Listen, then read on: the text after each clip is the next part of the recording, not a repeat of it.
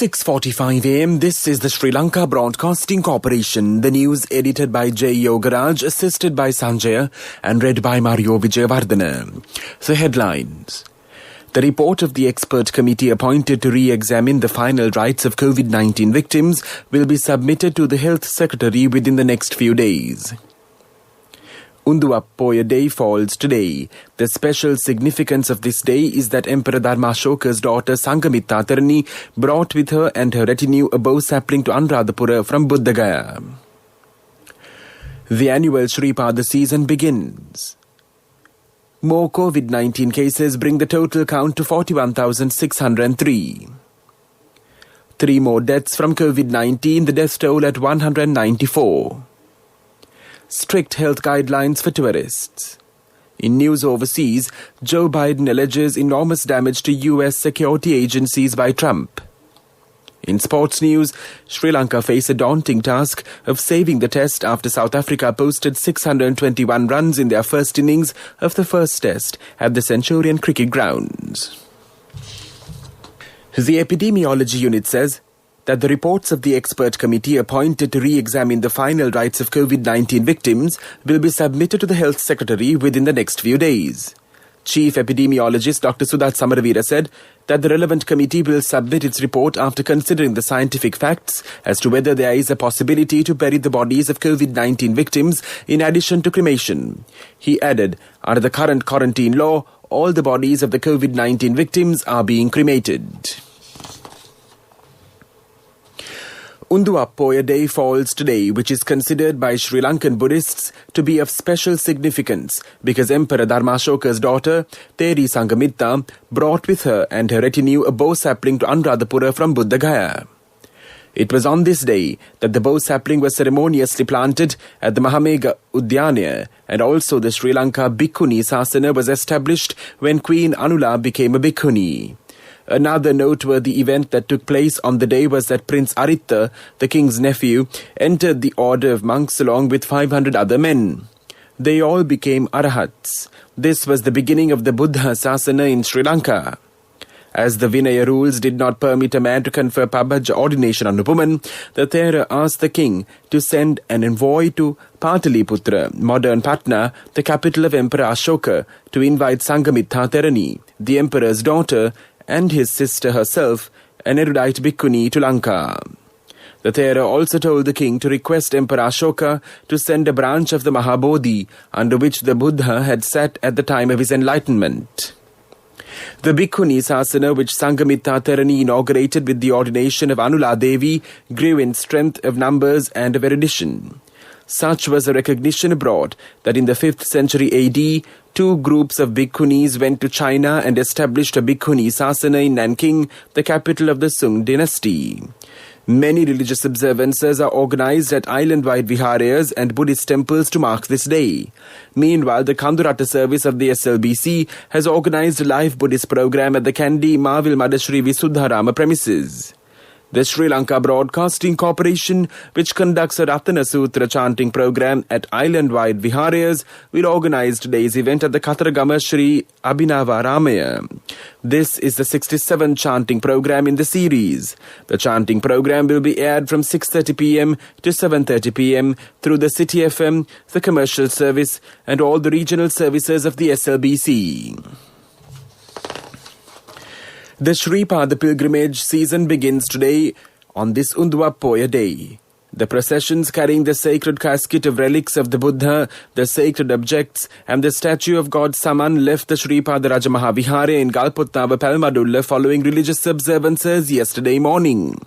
The procession will proceed via 4 roads and will reach the upper pressings of the Shripada, where the sacred objects will be placed in the morning today until the end of the Shripada season.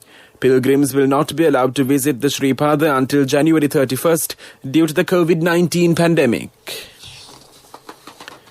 This news broadcast comes to you from the Sri Lanka Broadcasting Corporation.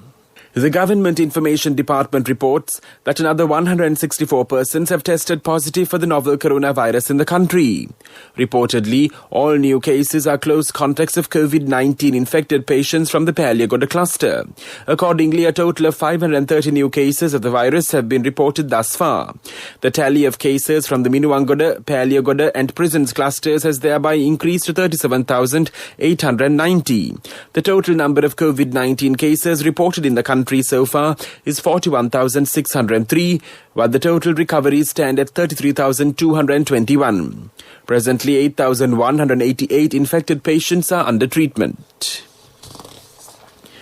3 more deaths have brought Sri Lanka's COVID-19 death toll to 194 yesterday, the Director General of Health Services confirmed by yesterday. 2 males and a female have succumbed to the virus in this manner, according to a report by the Government Information Department. A 90-year-old man from Dargah town has died upon admittance to the Kaluthara District Hospital on December 24th. The cause of the death has been determined as COVID-19-related blood poisoning and a cardiac arrest caused by high blood pressure. An 83-year-old man residing in Teldenia had been transferred to the Teldenia Base Hospital from the Kandy Hospital, where he had died from COVID-19 pneumonia and severe kidney disease. His death has occurred yesterday.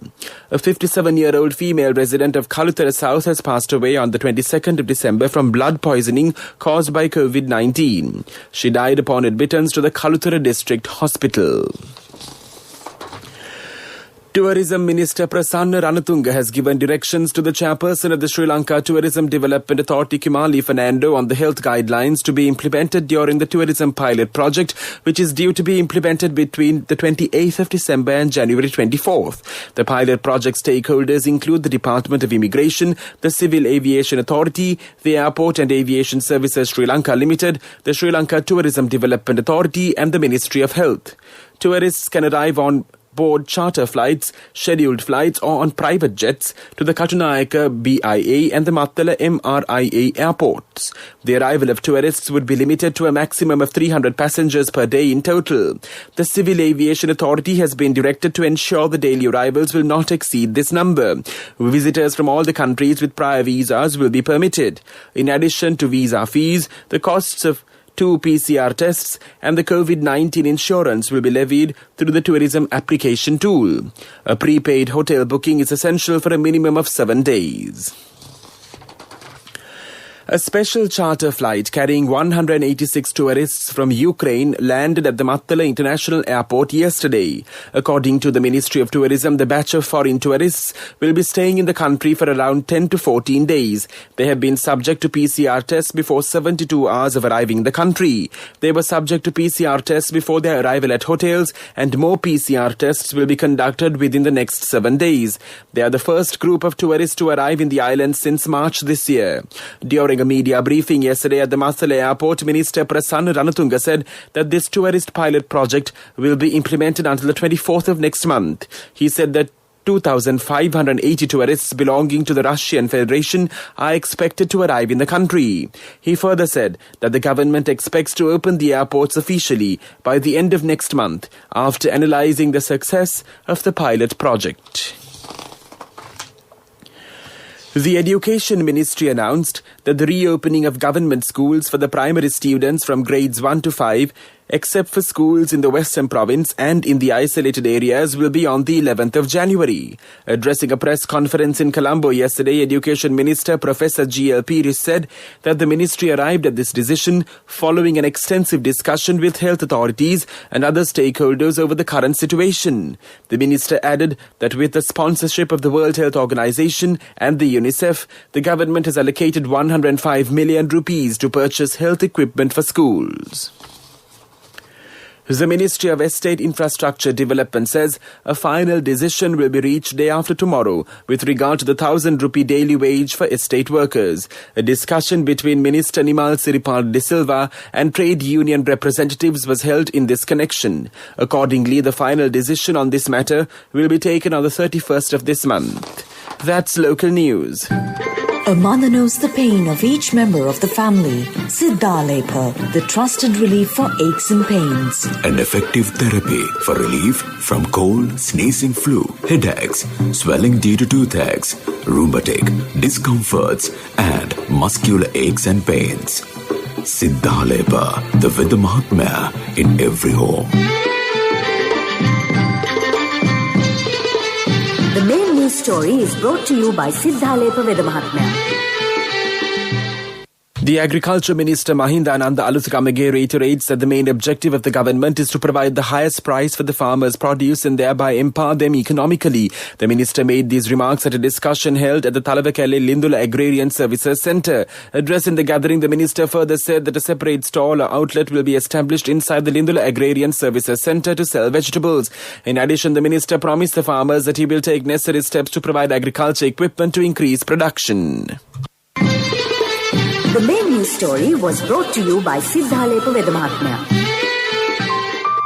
Brush your teeth twice a day for healthy teeth and gums. Supiriviki and Kakulu, your trusted brands in oral care for many years. Supiriviki Ayurvedic toothpaste for adults. Kakulu Ayurvedic toothpaste for kids. 9 Ayurvedic ingredients of Supiriviki will protect your teeth and strengthen your gums. Supiriviki and Kakulu, products from Siddhalepa. And now in Watchlight. Residents and motorists seriously complain about the sudden excavation work at the Pamankara Road joining the WA Silva Mavatha. This has caused immense difficulties to the motorists and residents who travel on this road. Further, this creates unnecessary traffic congestions during peak hours. The residents also do not know for what reason these excavation works are taking place. This is for the attention of the Traffic Police and the RDA. When inquired, the relevant officials said that they will immediately probe into the arbitrary excavation practices in the city. Accordingly, the relevant officials have found a few places in the Pamankara area being severely affected due to the various road excavation works. They promise to minimize these activities as much as possible in the coming days. That came to you in Watchlight, and now in world news headlines. Joe Biden alleges enormous damage to US security agencies by Trump. China jails citizen journalist for Wuhan reports. Hilaria Baldwin denies faking Spanish heritage. Agencies critical to U.S. security have suffered enormous damage at the hands of the Trump administration, U.S. President-elect Joe Biden has said. Mr. Biden said his team was not getting the information it needed, including from the Department of Defense as it makes its transition to power. He spoke after a briefing by national security and foreign policy aides. Mr. Biden takes office on the 20th of January, but President Donald Trump has refused to accept defeat in November's election. A Chinese citizen journalist who covered Wuhan's coronavirus outbreak has been jailed for 4 years. Zhang Zhang was found guilty of picking quarrels and provoking trouble, a frequent charge against activists. The 37-year-old former lawyer was detained in May and has been on hunger strike for several months. Her lawyers say she is in poor health. Hilaria Baldwin, podcaster and wife of actor Alec Baldwin, has responded to claims she misled the public about her Spanish heritage. Miss Baldwin, a popular yoga instructor, has been accused on social media of faking her Spanish accent. In a 7-minute video on Instagram, Miss Baldwin said she was born in Boston but was partly raised in Spain. However, her management's biography of her states that she was born on the Spanish island of Mallorca. And now in world news headlines, once again, Joe Biden alleges enormous damage to U.S. security agencies by Trump. China jails citizen journalist for Wuhan reports. Hilaria Baldwin denies faking Spanish heritage.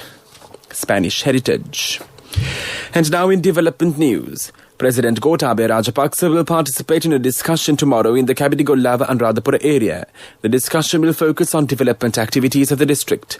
The people's representatives, parliamentarians and many other government officials are expected to participate in the discussion. The discussion will also pay attention on the health, education, road development, infrastructure and livelihood projects of the district. That was development news, and now in sports news, Sri Lanka faces a daunting task of saving the test after South Africa posted 621 runs in their first innings of the first test at the Centurion Cricket Grounds. Sri Lanka was 65 for 2 at the end of the third day's play and still need 160 runs to avoid an innings defeat. In scores, Sri Lanka batted first and made 396 in their first innings. In reply, South Africa made 621. Sri Lanka in their second essay was 65 for 2 at the close of play. Today is the fourth day of the test match. That was sports news, and now in business news, Selinco Life has been accorded an honourable mention as one of the most admired companies in Sri Lanka in 2019-2020 by the International Chamber of Commerce of Sri Lanka in collaboration with the Chartered Institute of Management Accountants. This is the second time the country's life insurance leader has been featured on this prestigious list.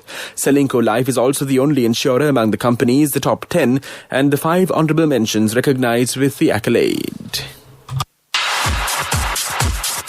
Economic news, courtesy of... Hello, Puta. Did you land already? We're in transit and our flight got delayed. How is Shani? Poor thing with her pregnancy. Calm down, everything is sorted. Why, I have my LOLC World Card with me. We are at the VIP lounge. LOLC Finance Credit Cards. Fuel the goodness in you.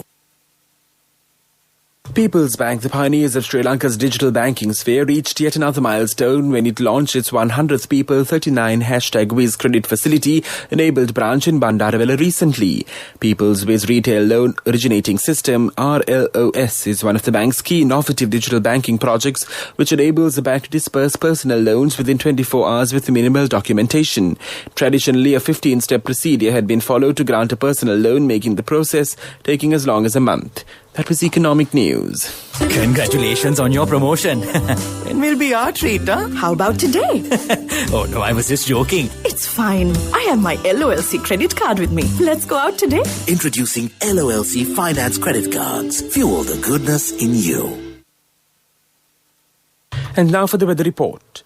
The Met Department says several spells of showers will occur in the northern, eastern, north central and Uva provinces. Showers or thundershowers will occur at several places after 1 p.m. in the central, Sabaragamu and the western provinces and in the Gala district. Fairly heavy showers, about 50 millimeters, can be expected at some places in these areas. The general public is kindly requested to take adequate precautions to minimize the damages caused by temporary localized strong winds and lightning during the thundershowers. This weather report was issued this morning at 4:30 a.m. Further details could be obtained by visiting the official website of the department. That was the weather report, and now the headlines of this news broadcast once again. The report of the expert committee appointed to re-examine the final rights of COVID-19 victims will be submitted to the Health Secretary within the next few days. Unduappoya Day falls today. The special significance of this day is that Emperor Dharmashoka's daughter Sanghamitta Therani brought with her and her retinue a bow sapling to Anuradhapura from Buddha Gaya. The annual Shripada season begins.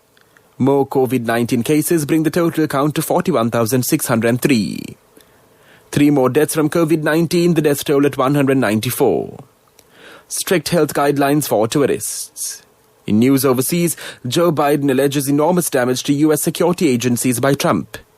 In sports news, Sri Lanka face a daunting task of saving the test after South Africa posted 621 runs in their first innings of the first test at the Centurion Cricket Grounds. That concludes this news broadcast, and now it's back to your host as always on a Tuesday morning this festive season to keep you in great company. Soundit Havam on the other side in shades of white, black, silver, and yes, well, Soundi, in a festive mood today. Over to you.